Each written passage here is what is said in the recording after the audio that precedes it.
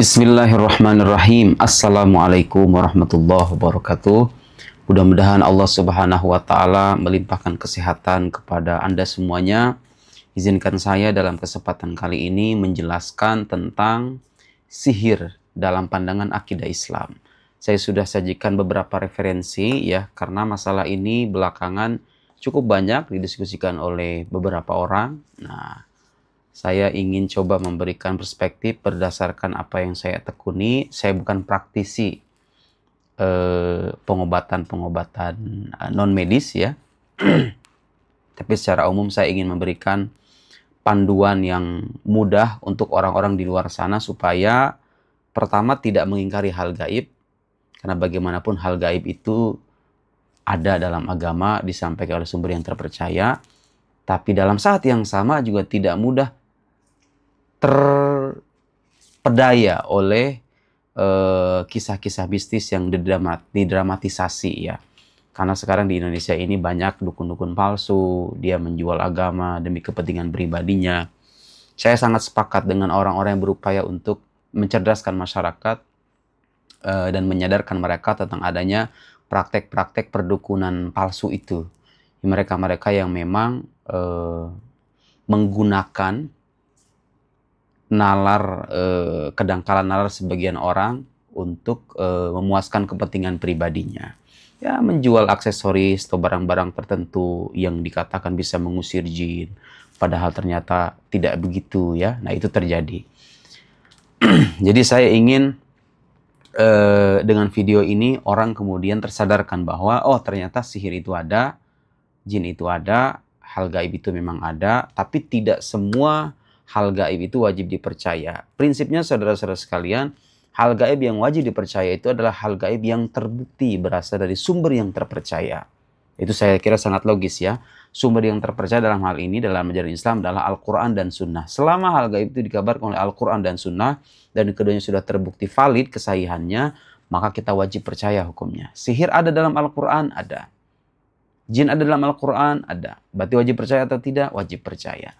Tapi kasus per kasus, nah sekarang misalnya, ada orang diklaim, wah ini terkena santet. Ternyata setelah didiagnosa itu masalah psikologis. Anda mengingkari santetnya, kasus per kasus ini. Oh enggak, ini bukan santet, ini masalah gangguan psikologis. Salah atau enggak? Ya enggak salah. Karena yang diminta dari Anda adalah percaya bahwa sihir itu ada. Aslus sihir, jadi prinsip bahwa sihir itu ada, Anda wajib percaya. Tapi kasus per kasus, ada orang kemudian mendramatisasi kisah anaknya, dibawa ke dokter, kata dokter diagnosa nggak ada penyakitnya bu. Langsung disimpulkan, oh ini ada yang nempelin, ini begini-begini. Anda wajib percaya nggak? Nggak. Ya, harus dibedakan terlebih dulu. Tapi Anda wajib percaya kepada jin nggak? Ya, wajib percaya. Tapi apakah kasus-kasus tertentu itu adalah intervensi jin? Itu tidak wajib dipercayai ya. Karena bagaimanapun boleh jadi orang itu salah dalam menganalisa, salah dalam menafsirkan kejadian. Kan bisa jadi. Yang kita ingkari bukan jinnya, bukan sihirnya, tapi kasus-kasus yang diduga ada intervensi sihir dan jinnya. Oke? Oke, pertama saya ingin bawakan referensi dari kitab akidah yang dijadikan diktat di kampus Al-Azhar. Al-Qaul As-Sadid fi Ilmi Tauhid. Yang perlu kita tegaskan pertama-tama adalah sihir itu bukan sesuatu yang luar biasa ya. Ini kesepakatan para ulama. Sihir itu bukan sesuatu yang luar biasa dalam arti dia itu bisa dipelajari. Beda halnya dengan mukjizat dengan karomah. Kalau sesuatu yang luar biasa itu terjadi pada diri orang yang mengaku sebagai nabi dan dia benar dengan pengakuannya, itu namanya mukjizat. Seperti halnya Nabi Musa bisa membelah lautan dengan tongkat. Itu mungkin secara akal dan itu dikabarkan dengan sumber yang terpercaya. Anda nggak bisa mengingkari sesuatu yang dikabarkan oleh sumber yang terpercaya, apalagi itu wahyu ya. Kalau itu ditampilkan pada orang yang saleh, yang mengikuti ajaran Nabi, seorang wali maksudnya, maka itu namanya karomah. Nah, kalau itu ditampilkan pada diri orang yang berperangai buruk, jauh dari tuntunan syariat, dia bersekutu dengan setan, gitu ya. Nah, itu namanya sihir. Oke? Apa buktinya kalau sihir itu bukan sesuatu yang luar biasa dan bisa dipelajari? Qaul Sadid halaman 139. As-sihar amrun gharib yushbih khawariqal adat. Sihir itu sesuatu yang aneh, ya terlihat aneh. Dia menyerupai khawariqal adat, menyerupai sesuatu yang luar biasa. Tapi dia itu nggak luar biasa, biasa aja sebetulnya kalau Anda tahu sebabnya. Walaysa khariqan lil ada, dia itu tidak bersifat luar biasa. Li'annahu yunalu bitta'allum, karena itu diperoleh dengan mempelajari, dengan belajar.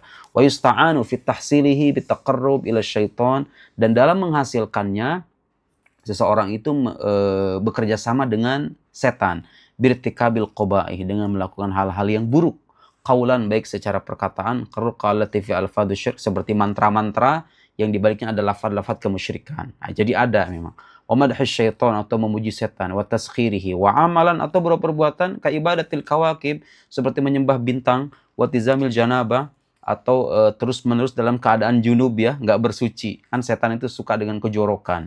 Nah, para penyihir juga kira-kira tuh ya mengikuti keburukan setan, ya. Wasairil fusuk, dan kefasikan-kefasikan lain. Minum khamar, misalnya berzina, nauzubillah. Awatiqadan, atau berupa keyakinan, kastihsan ma yujibut taqarrub ilaihi wa mahabbati iya, wa hadza la yahsul adatan. Nah, hal semacam ini kata Syekh Mahmud Abu Daqiqat tidak akan terhasilkan illa idza kana bainas sahir wa syaitan tanasubun fisyar, kecuali antara seorang penyihir dengan setan itu ada kesesuaian dalam keburukan. Wa khubthun nafs, dan keburukan jiwa.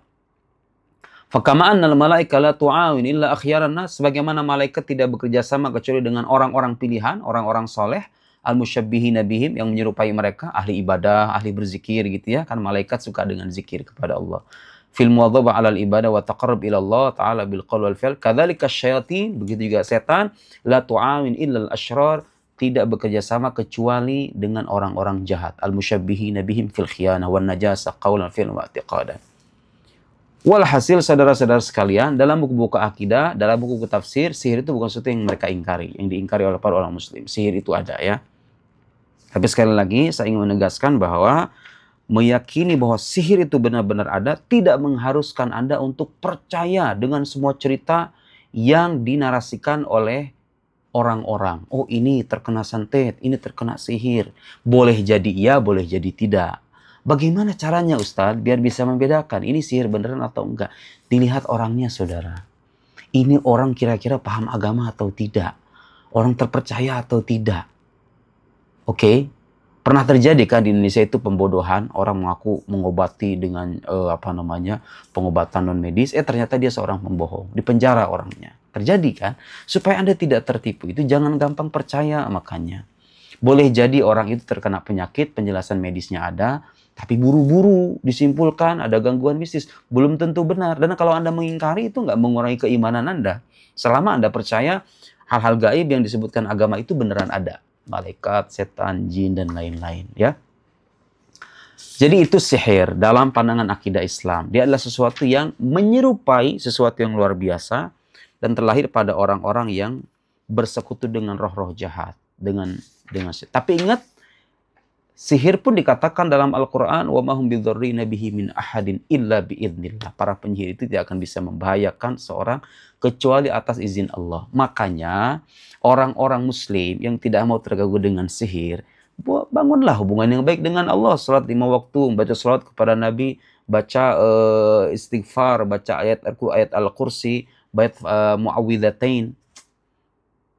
Anda itu lebih kuat ketimbang jin sebetulnya. Saya sering pernah bilang bahwa dalam akidah Islam, jin itu sering disebut sebagai jismun latif, makhluk halus. Sementara kita jismun kathib, makhluk padat.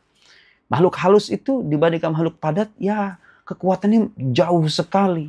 Anda itu secara fisik, apalagi kalau di balik fisik itu ada keimanan yang mantap, jin itu sangat lemah gitu loh. Makanya ketika ada orang mengabarkannya adalah gangguan jin atau bukan, dilihat dulu, ini orang ahlinya atau bukan. Jangan-jangan ini dukun yang memang ingin memeras duit orang lain gitu ya, menggunakan agama sebagai jalan untuk menipu orang lain. Nah, kita harus hati-hati ya, saudara-saudara. Saya tidak menafikan bahwa gangguan-gangguan yang bersepsis itu ada, ya. Tapi yang ingin kita ingin kita luruskan adalah jangan sampai semua penjelasan yang dikaitkan dengan hal-hal mistis itu kita benarkan semuanya. Itu aja gitu ya. Supaya masyarakat tidak tertipu. Apalagi sekarang tuh udah banyak tuh istilah jualan apa tuh yang apa namanya? Garam-garam ruqyah itu. Jangan ya, maksudnya jangan gampang percaya gitu dengan hal begituan. Anda itu lebih kuat, Anda itu sebagai muslim kalau Anda taat beragama, hal semacam itu tidak akan bisa membahayakan Anda. Kalaupun itu membahayakan, Allah yang memberikan izin, ya, bukan penyihir itu sendiri. Oke, sekarang kita mari merujuk referensi lain, Syarah Aqidah Wusta yang ditulis oleh Imam Sanusi. Ini seorang ulama besar dalam mazhab Ahlussunnah wal Jamaah. Saya menulis buku Dasar-Dasar Aqidah Ahlussunnah. Itu merupakan syarah atas Aqidah Sughra. Jadi beliau punya kitab lain namanya Aqidah Wusta, ya. Ini Syarah Aqidah Wusta. Apa yang dikatakan oleh Imam Sanusi terkait sihir? Haqiqatus sihir annau idharu amrin khariqin lil ada. Sihir itu kata beliau penampakan sesuatu yang khariq lil ada. Ya di sini lafadznya khariq lil ada, tapi saya duga maksud beliau itu sesuatu yang terlihat khariq lil ada, terlihat luar biasa. Karena pada akhirnya beliau menyebutkan min nafsin syirriratin khabithatin bimubasyarati a'malin makhsusatin yajri fiha ta'allumu wa ta'lim, yang bisa dipelajari, yang bisa diajarkan. Kalau mukjizat kan nggak bisa dipelajari, nggak bisa tuh orang belajar gimana caranya berlautan dengan tongkat atau mendekatkan diri kepada api tapi tidak terbakar. Secara hakiki loh ya. Nah, ada praktek-praktek sebagian kan sekarang kita jumpai orang mendekatkan api ke mulut kemudian tidak terbakar. Ya itu ada tekniknya. Tapi kalau dalam arti sungguhan itu, api kemudian didekatkan, nggak ada halangan sama sekali kan biasanya membakar. Nggak bisa dipelajari itu. Menjadikan badan kita tidak terbakar. Karena itu namanya, kalau terjadi pada diri aku sebagai nabi namanya mukjizat. Karomah juga begitu. Ada karomah-karomah yang terjadi pada seorang wali. Dan karomah itu mungkin ya. Bahwa ada orang-orang yang suka mendramatisasi karomah itu, ya itu persoalan lain. Ada kalanya karomah juga tidak terbukti benar, begitu ya. Harus dilihat juga siapa yang mengabarkan karomah itu orangnya bagaimana, wali beneran atau bukan. Dan wali beneran biasanya malu untuk mengisahkan keajaiban-keajaiban yang dialami oleh dirinya itu. Jadi sihir itu menurut beliau penampakan sesuatu yang luar biasa atau terlihat luar biasa dari jiwa yang buruk ya, yang buruk bimubasyarati amal maksudnya dengan melakukan perbuatan-perbuatan tertentu seperti mendekatnya diri kepada setan tadi itu, ya jadi fiha ta'allum wa ta'lim, yang bisa dipelajari dan diajarkan. Nah, itu. Nah, ada mazhab Mu'tazilah mengingkari. Kata mazhab Mu'tazilah sihir itu bukan sesuatu yang nyata, itu hanya sebagai tipuan saja, tipu daya saja. Wa qalatil Mu'tazilah bal huwa mujarradu ira'atin wa takhyilin la haqiqata lahu. Ya, bimanzilati sya'badha allati sabuha khiffatu harakatil yad atau ikhfa wajhil hailati fi. Nah, tapi mazhab Ahlussunnah wal Jamaah sihir itu ada karena dia dikabarkan oleh Al-Qur'an. Beliau memaparkan dalilnya. Dalilnya kata beliau pertama imkanu dzalikal amr fi nafsi. Kemungkinan sesuatu itu sendiri. Jadi bukan hal yang mustahil ya. Sihir itu mungkin secara akal. Kemudian dia juga dikabarkan oleh Al-Qur'an, banyak ayat-ayat disebutkan di sini. Yu'allimuna an-nasa as-sihr fayata'allamuna minhu ma yufarriquna bihi bainal mar'i wa zawji wa hum bidarrin bihi ma'alim illa bi'idnillah. Fa fil ayati kata Imam Sanusi isy'arun bi anna as-sihra thabitun waqi'un haqiqatan. Sihir itu ada dan nyata. Laisa bi mujarrad ira'atin wa tamwihin wa dallat ala anna al-mu'aththir wal khaliq innama huwa Allahu wahdahu. Tapi harus tegaskan bahwa yang berikan dampak itu bukan penyihir, tapi Allah Subhanahu wa taala. Muslim harus sadar betul bahwa kalaupun sihir itu terjadi, tidak boleh meyakini bahwa yang memberikan dampak keburukan atau kejahatan itu adalah penyihir. Tapi itu adalah Allah Subhanahu wa ta'ala. Baik, jadi lagi-lagi ulama akidah tidak mengingkari namanya sihir. Oke?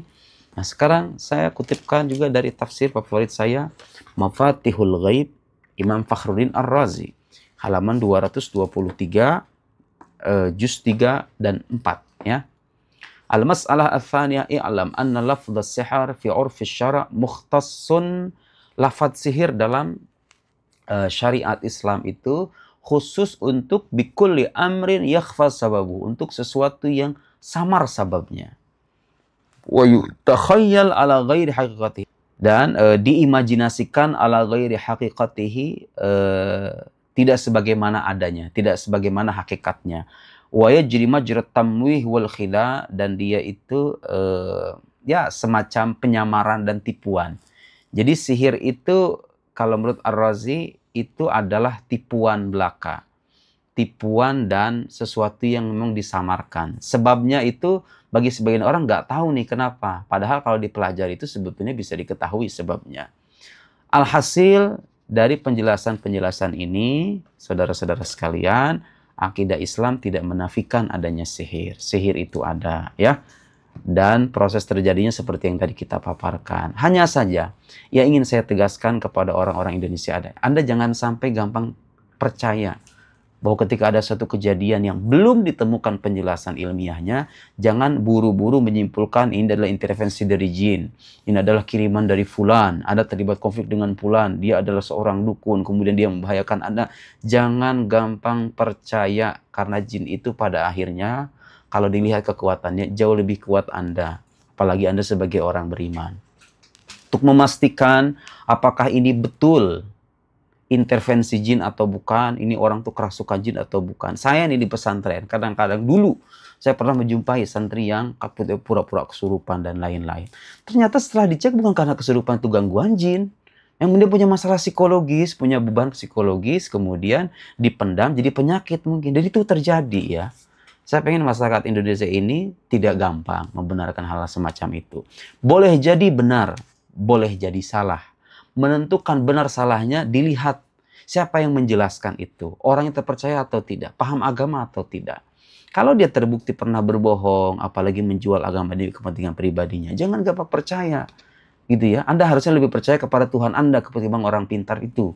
Harusnya Anda lebih mantap dengan keimanan Anda ketimbang Anda dihantu-hantui oleh rasa ketakutan itu. Karena bagaimanapun Allah Subhanahu wa Ta'ala telah memuliakan kita dengan fisik yang kokoh, dengan fisik yang kuat, dan kita dibekali bekal oleh Nabi doa-doa yang bisa menjaga kita dari gangguan-gangguan makhluk gaib itu. Jadi poin akhirnya adalah sihir itu ada, oke, jin itu ada. Kenapa ada? Karena dia dikabarkan oleh sumber yang terpercaya, nggak bisa kita ingkari.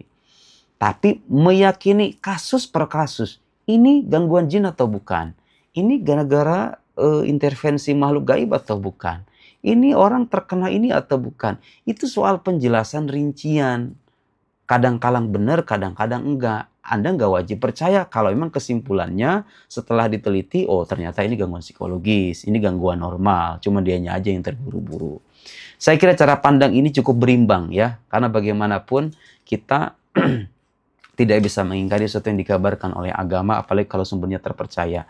Tapi dalam saat yang sama, ayo orang-orang Indonesia jangan gampang tertipu dengan kisah-kisah mistis, jangan gampang tertipu dengan penjelasan yang mengait-ngaitkan dengan jin, jangan gampang tertipu oleh orang-orang yang membodohi Anda dengan cara menjual agama demi kepentingan pribadinya. Berhati-hati menentukan guru, berhati-hati melihat penjelasan, lihat keterpercayaan orangnya, lihat background keilmuannya. Kalau memang terbukti berdasarkan penjelasan ahlinya itu adalah gangguan dari jin, ya tidak jadi masalah Anda percaya.